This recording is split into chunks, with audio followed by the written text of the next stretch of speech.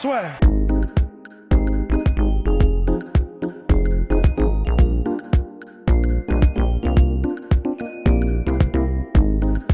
Bonjour à toutes et à tous. Bienvenue au podcast La Sueur. Bonjour Rust. Salut, c'est vachement cérémoniel, j'allais dire ce matin, mais cet après-midi. Cet après-midi, oui, parce que nous allons parler du Bare Knuckle, et pas forcément du Bare Knuckle FC, qui est vraiment l'organisation qui monte. Donc Bare Knuckle, c'est ces combats main nue, entre guillemets, puisqu'on a uniquement les bandes, et qui monte ces derniers temps, vraiment.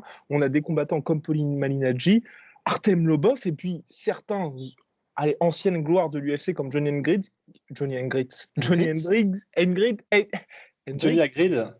Jimmy Hendricks, qui viennent donc au Bare Knuckle FC. Donc mon cher Rust, sur le papier, c'est normalement formidable, le concept.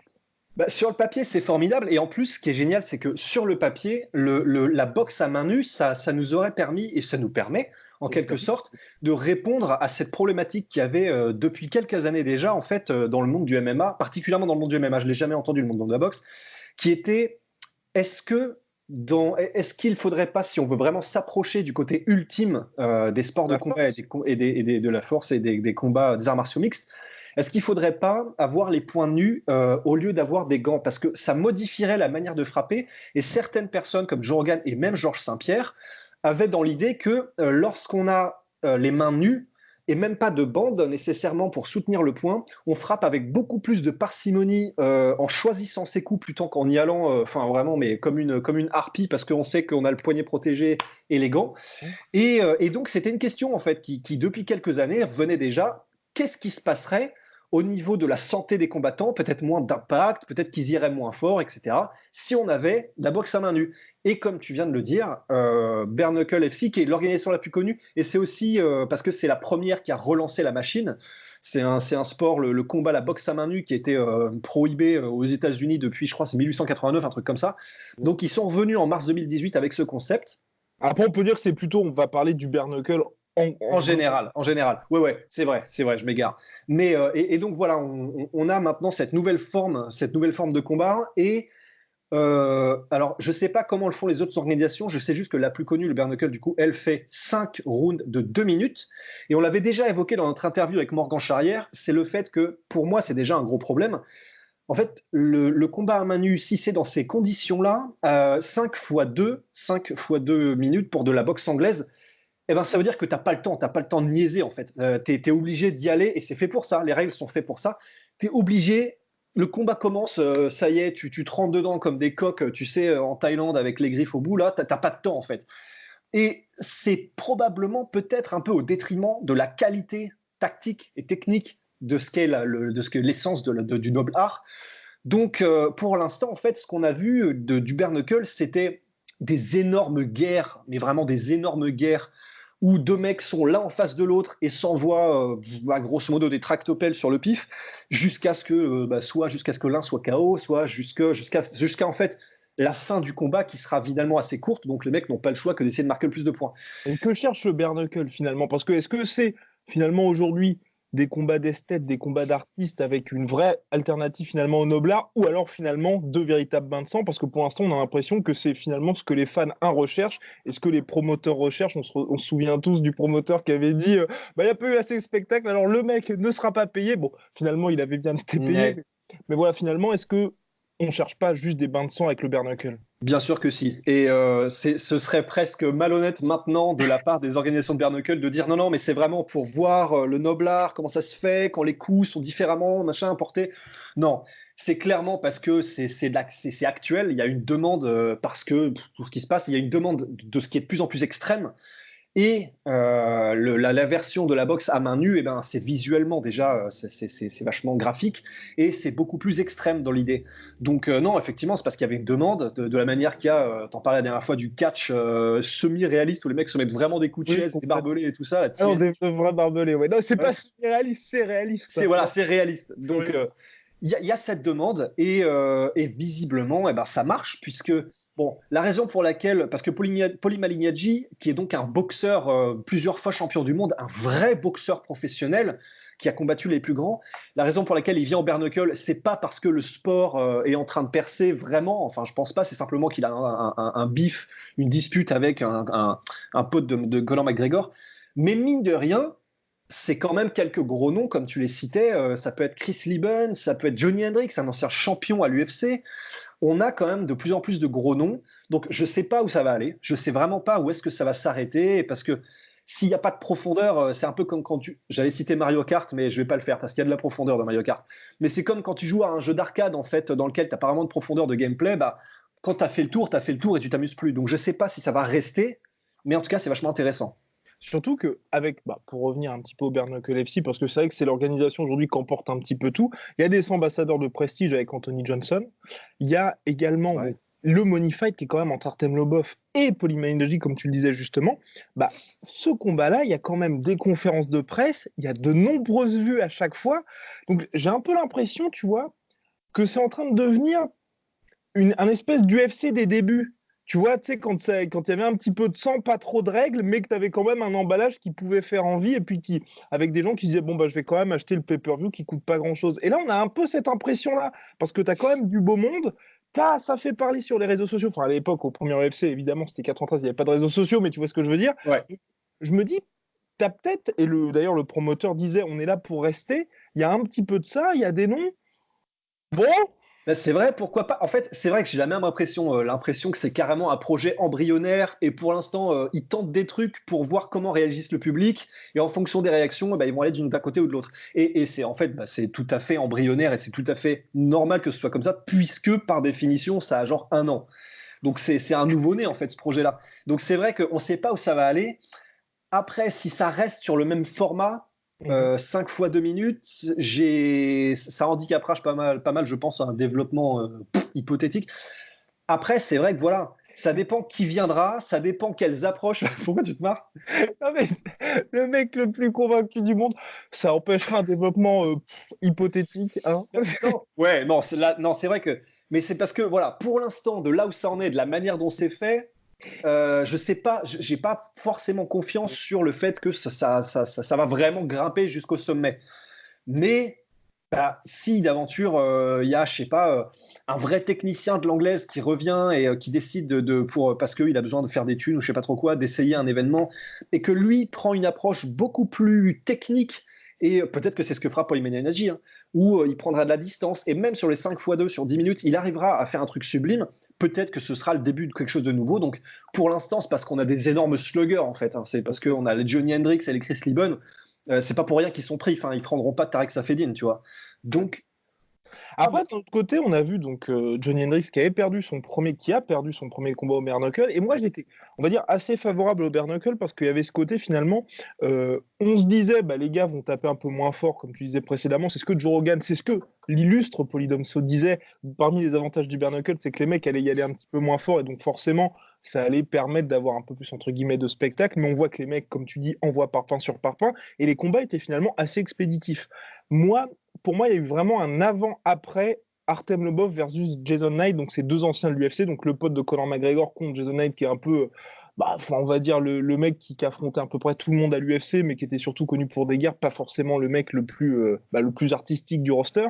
Et ce combat-là a été à la distance, et personnellement, j'ai trouvé ça horrible, parce que clairement, il n'y avait aucune finesse, les gars étaient en sang, il y a eu des multiples knockdowns, et finalement, on avait vraiment l'impression que c'était une guerre, mais une guerre où on avait juste envie de dire, dès le deuxième round, finalement, stop les gars, parce que là, vous laissez des années d'espérance de vie, vous laissez des milliers de neurones pour finalement pas grand-chose, et puis c'était, juste le spectacle était affligeant. Et pour moi, quand il y a eu ce combat-là, c'est exactement comme ce que tu as dit précédemment, le côté du 5 fois 2 minutes, c'est non, c'est pas possible. Et ce qui est assez triste, c'est que c'est le combat qui a le plus fait parler et qui a fait le plus de buzz, parce qu'ensuite, quand les mecs ont même posté les photos d'eux avec leur gueule complètement tuméfiée, les gens disaient waouh, c'est ça, un vrai warrior. Et pour moi, clairement, ça montrait les limites du bare knuckle, mais d'un autre côté, ça montrait les limites pour moi, mais tout l'autre public finalement à qui peut-être qui prouve que le bare knuckle ne s'adresse pas à moi était là, ah ouais, ça c'est le combat, ça c'est le fight.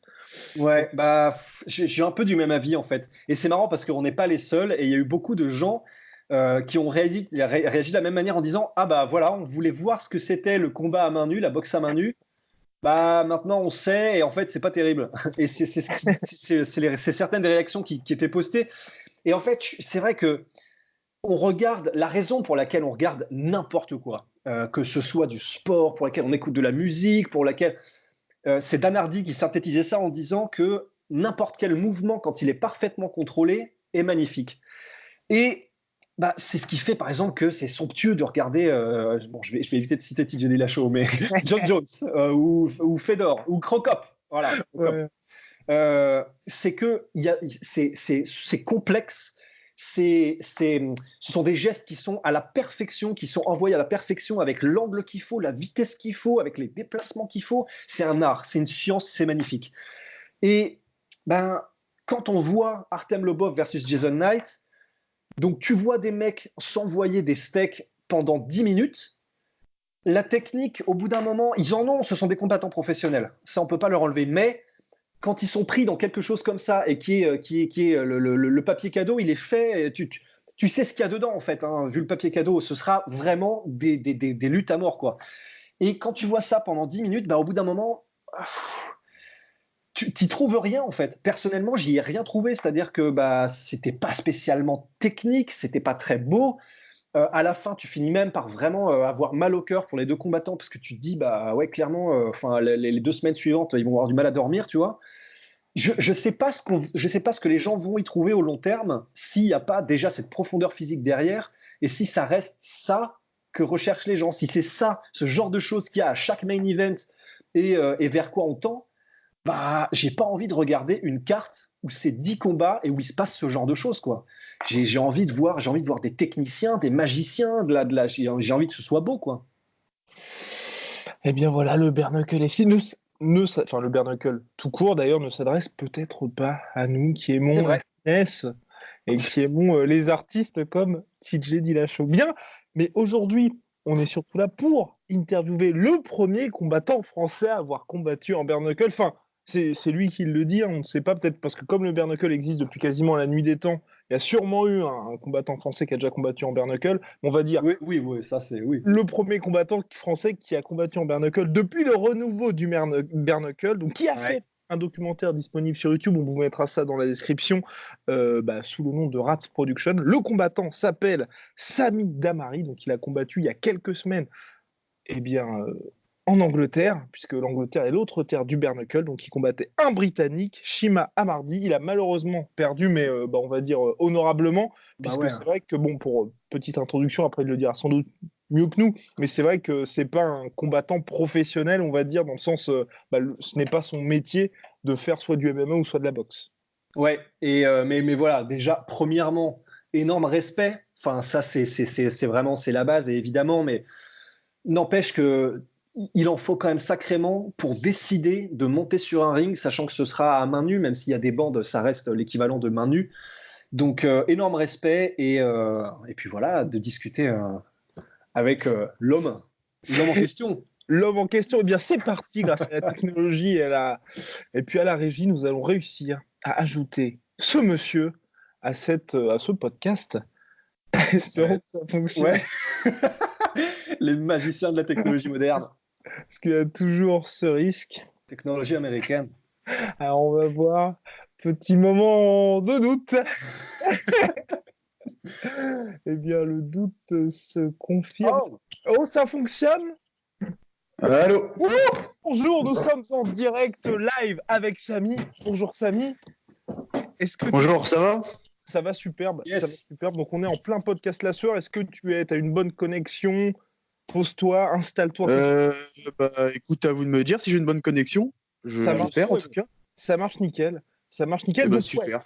Donc alors ouais, t'es le premier combattant français à avoir combattu en bare knuckle. Ça fait combien de temps exactement? Sur ça, il y a une petite entre guillemets une petite. En fait, moi j'ai combattu le 10 novembre 2018 en bare knuckle. Il y a un deuxième Français qui a combattu en bare knuckle. C'était un petit peu après, je me souviens pas de la date. Par contre, il faut remettre les choses dans le contexte. Lui, c'était quand même un combat pro pour une ceinture face à un ancien de l'UFC. D'accord, putain. Il y a quand même, il y a quand même une différence. Donc, on va dire, allez, moi premier amateur et lui premier pro. Ok, voilà. Bon, on mettra l'astérisque en scred dans la description. Mais Et donc toi, qu'as-tu pensé de cette expérience finalement? Qu'en tires-tu? Parce que c'est ce qu'on disait avec Russ précédemment, t'es pas professionnel du tout, donc pourquoi juste ce challenge qui paraît quand même assez insensé? Bah, moi, ce qu'il faut savoir, bon, même si ça s'est pas vu au vu de ma technique sur le ring, c'est que j'ai quand même 15 ans de sport de combat D'accord. et que, en fait, bah, j'étais jamais monté sur le ring, quoi. Je me suis dit, merde, bon, je suis jamais monté sur le ring. Et quand j'étais plus jeune, comme beaucoup, bah, j'avais le rêve de devenir pro. Sauf qu'en fait, bah, je me suis rendu compte vite que j'avais pas l'étoffe d'un champion, en fait. Et du coup, en fait, bah, j'ai eu cette opportunité qui s'est présentée à moi de devenir, comme je dis, je répète, hein, le premier Français, mais c'est à prendre avec des guillemets. On va dire d'être l'un des premiers Français à combattre en bark knuckle. Et du coup, bah voilà quoi. Mais bon, après, faire son premier combat dans un sport contact en bark knuckle, c'est pas forcément la meilleure des idées. Donc, Ouais, c'est clair. C'est clair. Mais du coup, j'avais une première question par rapport à ça. C'est bah, tout simplement, comment est-ce que tu as vécu l'expérience? On sait, enfin, pour ceux qui sont déjà un peu montés sur un ring, c'est vraiment pas évident de trouver le courage de monter. Et c'est toujours un peu compliqué quand tu es dedans parce que tu es en full automatisme et tout ça. Comment c'était et comment est-ce que tu as vécu les instants avant le ring et le combat en lui-même? Comment tu étais dedans? alors, avant le combat, vachement stressé, quand même, on va pas se mentir. Normal, ouais. Après, il y a eu l'un de mes coachs, Ricans, de la chaîne YouTube Ricans, je sais pas si vous connaissez, chaîne de boxe anglaise, qui m'a fait, on va dire, une préparation mentale qui m'a bien chauffé et qui m'a mis les nerfs. Donc, à partir du moment après, je suis arrivé sur la scène, j'ai commencé à monter. Là, j'étais en mode guerre. Voilà, j'avais plus trop de trac, quoi. Je voulais juste en découdre. Après, sur le ring, on va dire sérieusement, en tout cas, pour moi, hein, pour ma part, hein, j'ai perdu peut-être 70% de mes capacités techniques, Ok. on va dire. D'accord. Ok. Par rapport au, je sais pas, on va dire le stress, l'agressivité, la vitesse des coups, tout ça, et le fait que j'ai pas d'expérience de Hmm. combat. Donc voilà. Et Ouais, oui. je vous en prie, Ross, je vous en prie. Ah bah écoute, c'était simplement une question, mais alors du coup là, j'ai vraiment envie de savoir techniquement comment ça. Donc les bandes que t'as au point, ça te maintient solidement le poignet? Alors en fait, si, je sais pas si vous avez regardé le reportage ou pas, je sais Oui, pas si. Ouais. on a regardé, ouais. D'accord, ok. Alors, ouais, en fait, ça te maintient le poignet, on va dire, ça évite un petit peu les déchirures au niveau du visage.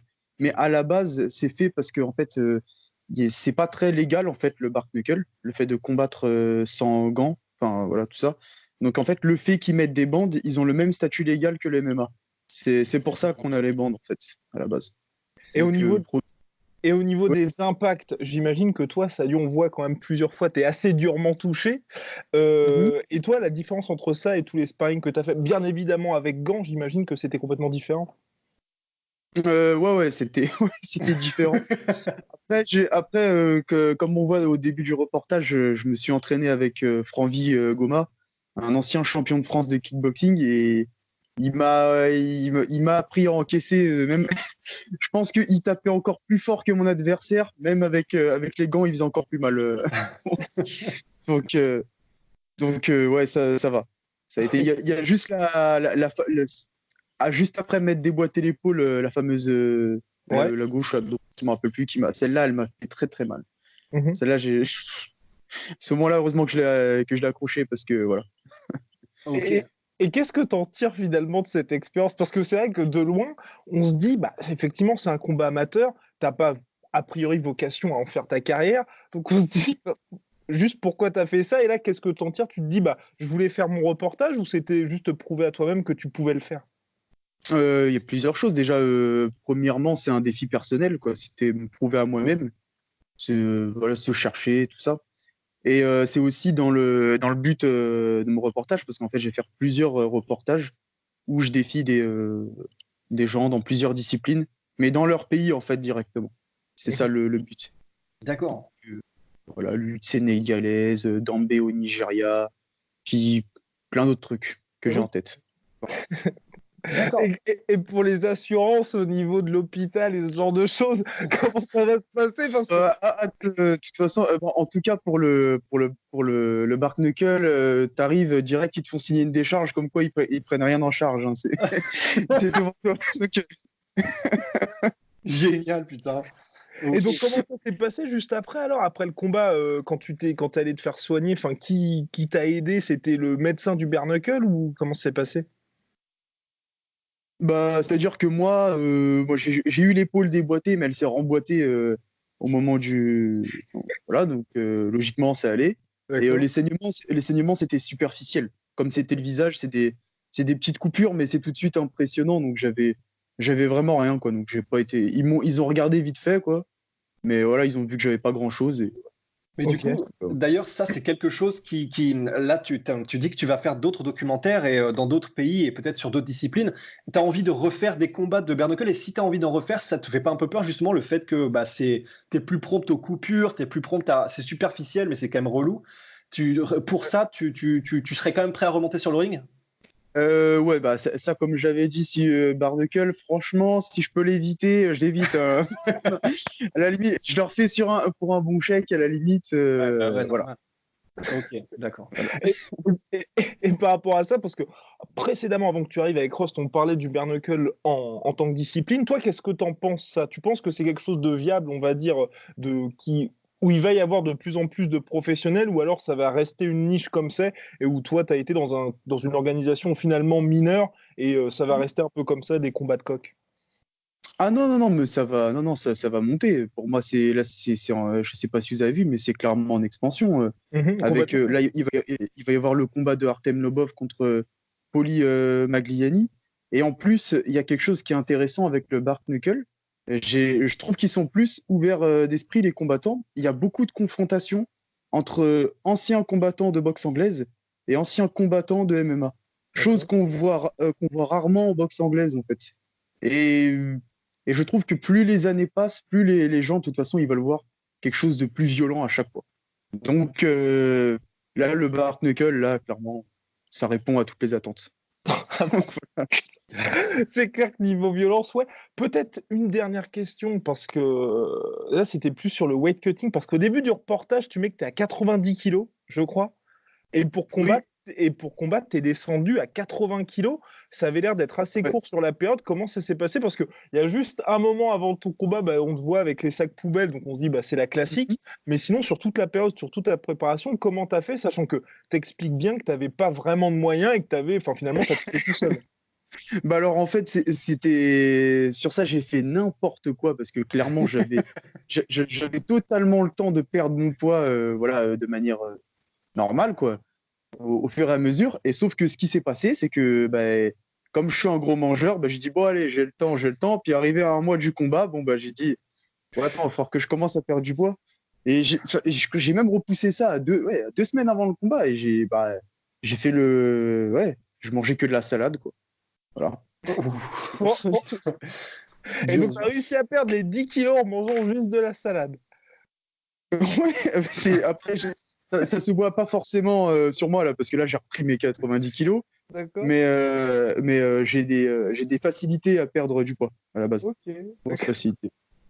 Ouais. Magnifique. Mon cher Rust, d'autres Ouais, questions? oui, j'ai d'autres questions. Bah là, je suis un peu titillé. Du coup, tu as parlé il y a quelques minutes du fait que ton entraîneur, Rick Hans, a réussi à te motiver par la manière dont il t'a parlé, le discours qu'il t'a donné, etc. Est-ce que tu peux en dire un peu plus? Qu'est-ce qu'il t'a dit et comment est-ce qu'il te motive dans ces cas-là? À ce moment-là, comment dire, il va te booster, il te dit, ouais, repense à tous tes entraînements, tout ça, toutes les fois où tu as couru, tous les efforts que tu as fait, tout ça. Donc, toi, forcément, tu vas ressasser tout ça. Puis après, voilà, des trucs, voilà, tu montes, tu le défonces, machin. Enfin, normal, quoi, voilà. Ouais, la complète, quoi. Ouais. Tu vas pas pour, voilà, Non, bien normal, sûr. quoi. Ouais. Un truc pour allumer la flamme qui est en toi, quoi. En fait, D'accord. simplement. Ah oui, d'accord, je m'attendais à quelque chose d'un petit peu plus, on va dire, bah, pointilleux, mais non, en fait. Fallait juste que tu lui Bah, roules dessus normal, hein. quand ton adversaire. Voilà. Donc, ouais, donc le reportage est donc disponible sur YouTube. Est-ce que tu peux rappeler tes réseaux sociaux et où est-ce qu'on peut trouver finalement toutes tes productions? Alors pour mon Instagram, c'est rats.production, donc en anglais, quoi. Et pour la chaîne, c'est rats espace production. Et là, vous avez mon reportage. Et n'hésitez pas à vous abonner parce que le compteur vue, il monte, mais l'abonnement, voilà. Juste, et Donc, voilà. j'ai encore une question, si c'est possible. Juste, Ben tout oui, bêtement, ben oui. est-ce Ouais. que c'est toi qui es allé chercher l'organisation de Bare Knuckle ou c'est elle qui est venue te chercher et comment ça s'est passé? C'est moi qui est parti la chercher. Je l'ai contacté sur Facebook D'accord. directement. Parce qu'à la base, je devais faire dans une première organisation. On m'a mis un plan et après, du coup, en fait, j'ai tapé Bare Knuckle sur Google. Je suis tombé sur des photos d'un événement qui s'appelait Bloodsport. J'ai tapé Bloodsport sur Facebook. Je suis tombé sur le Barfist et j'ai envoyé un message au promoteur. Ok. Voilà. Et sans indiscrétion, t'étais quand même payé pour faire ça ou... Non, du tout. Il y en a qui sont payés, mais non, moi, c'était à mes frais. J'ai D'accord. payé mon voyage et mon logement. Et est-ce que ça valait le coup, du coup, cette expérience? Ah oui, clairement, ouais. Moi, franchement, c'était Ouais. c'était le meilleur voyage de ma vie, hein, personnellement. Ah, Ouais. ah, stylé! D'accord, ok. Bah super. Peut-être, si tu peux nous donner des indices, quel va être ton prochain combat ou ton prochain duel, on va dire? Alors, c'est en négociation, donc je peux pas dire que. Enfin, je peux dire si c'est officiel. Contre Mais CM Punk à l'UFC. non, non, ce sera très certainement en Afrique. En Afrique subsaharienne. Ok, ok, Voilà. monsieur a des projets. Bon bah super, bah merci beaucoup Samy. Ouais. À la prochaine et Je puis vous en- bah, on Et va puis, tout mettre juste, dans la je description. sais pas si on a eu le temps de le dire, mais tout simplement, gros respect. Vraiment gros respect. Ok. Respect. Ouais, merci. Après, Merci. voilà, c'était un peu dégueulasse. J'espérais faire un combat plus propre la prochaine fois. Allez, Ouais, la ouais, prochaine fois, ouais. de toute façon, on suivra ça avec attention pour pourquoi pas, voilà, le premier Français à, on ne sait pas, battre Bombardier en lutte sénégalaise. Allez. Intérêt de prendre du poids là. Ouais, la salade, n'y pense plus, là, c'est même pas la peine. Voilà. Rime matin, midi et soir. Allez, à la prochaine. Salut, à la prochaine! Allez, à la prochaine. Merci. Soit.